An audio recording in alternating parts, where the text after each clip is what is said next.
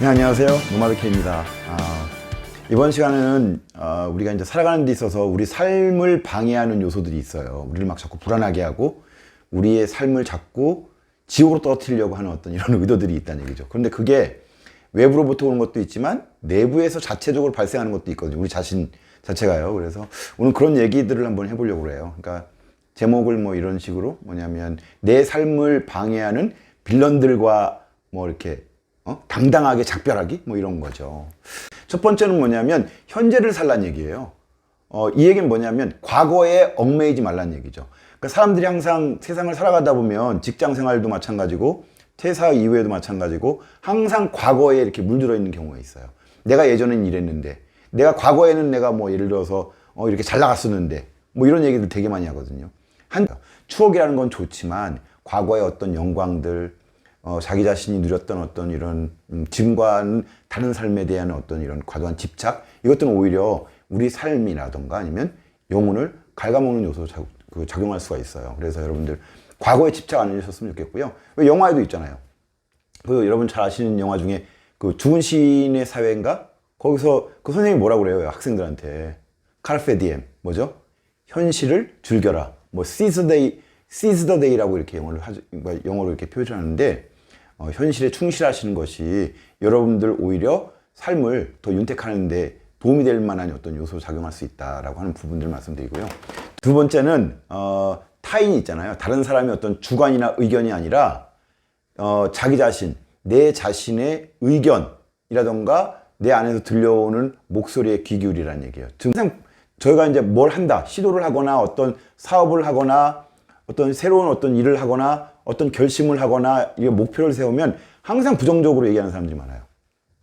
잘 생각해 보세요. 항상 부정적으로 얘기하는 사람들이 있어요. 내가 뭐 이거 좀 할까라고 하면 어때? 그러면 야, 네 주제에 뭘 그런 걸 한다고 그래. 뭐 예를 들어 이런 거. 그리고 자꾸 뭐냐면 안 되는 거. 그걸 했었을 경우에 들이닥칠 수 있는 불안이라던가 이런 어떤 요소들 있잖아요.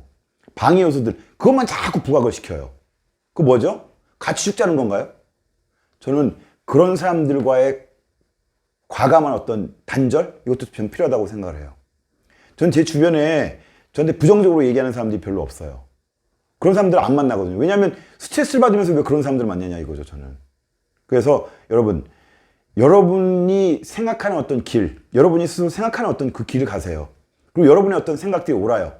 다른 사람들은 단순히 그냥 우리 주변에 참고를 할 수 있는 사람들밖에 존재일 수밖에 없어요. 결국 최종 결정은 누가 내리냐면 여러분 자신이 내리는 거예요. 다른 사람의 의견이나 주장이라든가 이런 거에 일희일비할 필요도 없고 여러분이 생각하는 어떤 길, 여러분이 생각하는 의도대로 그대로 나가시면 돼요.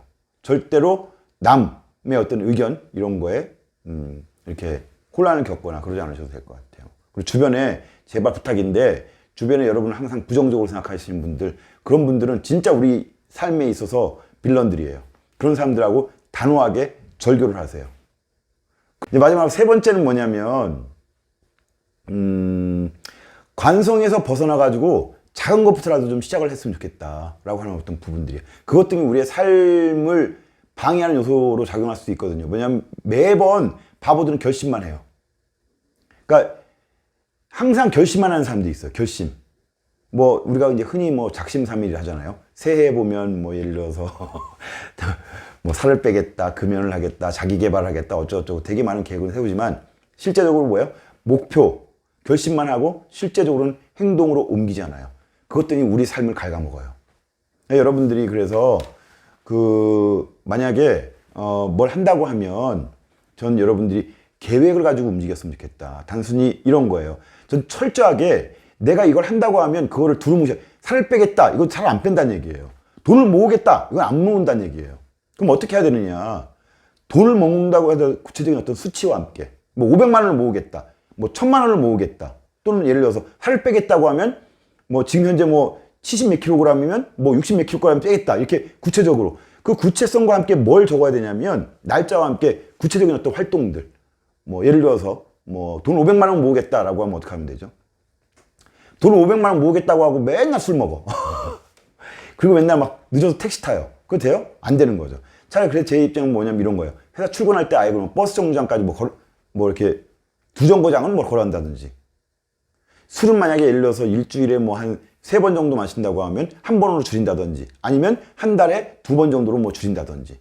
또 저 같은 경우에는 제가 예시를 한번 보여드릴게요. 제가 예전에 그 회사 다닐 때, 그러니까 책 쓸 때 저는 뭐 했냐면 책을 한 권 써야겠다 이렇게 한 게 아니라 저는 아주 구체적으로 며칠 날, 매달 며칠에서, 그러니까 매달 달에는 뭘 하고 매달 달에는 뭐 하고 이걸 구체적으로 저는 이걸 다 이렇게 계획을 좀 잡았어요. 그러다 보니 2005년도부터 쓰기 시작한 책이 원래는 2008년도를 목표로 했었거든요. 그런데 2007년도, 그러니까 1년을 좀 땡긴 거죠. 5월 달에 제가 책을 이렇게 처음으로 선보이게 됐거든요.